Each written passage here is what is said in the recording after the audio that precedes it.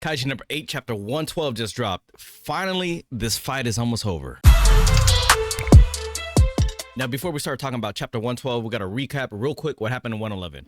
In chapter 111, Mina finally got her big ass gun. She blasted through number 14, and Kafka got 2 moves left. Well, actually 1 now. So that's where chapter 112 starts, and let's get into it. All right, Mina finally got her big ass weapon. Let's go. Now it's a 2v1 because she just wiped out Kaiju number 14. Now we just got Mina and Kafka versus Kaiju number 9. I'm thinking it's gonna end here, right? So Mina drops a fat dookie blast against Kaiju number 9, and the dude's thinking to himself, Mina's gunfire is meant to shatter my shield. Which is kind of interesting because I guess she has some kind of unique ability to be super dangerous, kind of like a special threat. But Kaiju number 9 is hella smart. So this dude got a regular shield to shield his entire body, but then he has another shield, a second one that shields his core. Now, because of that double shield, it actually makes it way more difficult to kill him, because obviously you can't take him out unless you take care of his core. Now, while you might bust through the outer shield, if you can't take care of his core, the dude's just gonna keep regenerating. But this is where it gets interesting. And some people predicted this, and I want to know if you did. Our boy Isao came back, coming through the depths of the core. He's still fighting. What a man. That guy is a man's man. That dude is fighting even after death. Are you serious? Are you serious? Man, I wish that we got to see a little bit more of him. I'm not gonna lie. Now, some fans predicted this because obviously you had Kaiju number 2, and Kaiju number 9 was using number 2's powers. So it kind of would make sense if Isao was still in there and somehow lurking in the back, waiting to make his move. And if you predicted this, you were right.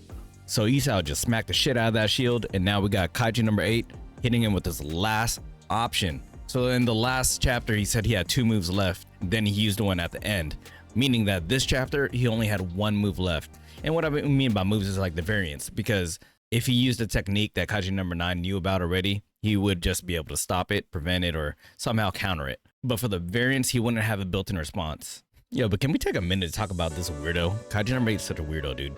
He's talking about just how many of my expectations are humans going to surpass. Like, dude, you're getting your ass slapped, and you're over here talking about how many expectations they're passing. Like, you're in awe of that while you're getting beat up. What a weirdo, man. So the chapter ends with a beautiful spread of Kafka smacking him up. At this point, I'm thinking this chapter has to be wrapping up this arc. I mean, the next one, actually. The next chapter will be wrapping up this arc.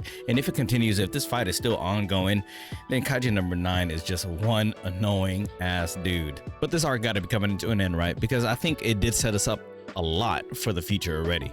There's a lot of things that happen in this battle alone that makes us want to, or at least makes me look forward to what's going to come next. Like, for one, is Kafka going to forever remain a kaiju? Is he going to be stuck in this form after this battle? I don't know. If that's the case, I'm sure the next arc is going to be about returning him. If he is able to turn back to a human, then I think they might do something where, oh crap, how's the world going to react to a human who could turn into a kaiju, and vice versa? That's another thing they could be addressing. But what I think they're gonna do is 3. I think they're gonna go into the origins of the flying insect kaiju. I think we're gonna find out that that dude was probably genetically engineered and probably isn't some subspecies of kaiju, but was actually a human-made creation. Now that would be interesting, and I don't know if it'd be true. There are a lot of Kaiju number 8 origin theories out there, and I don't really know which one's the best one. Some of them are pretty interesting, some of them are just straight trash. I kind of like the idea that Kafka was from a long lineage of warriors and somehow is genetically compatible to be matched up with a kaiju to fight other kaijus. But I don't know. I might just be talking out of my trash bin. Alright, y'all, if you like talking about manga and anime, help me out. Hit me with a like and sub. I'll catch y'all next week. Peace.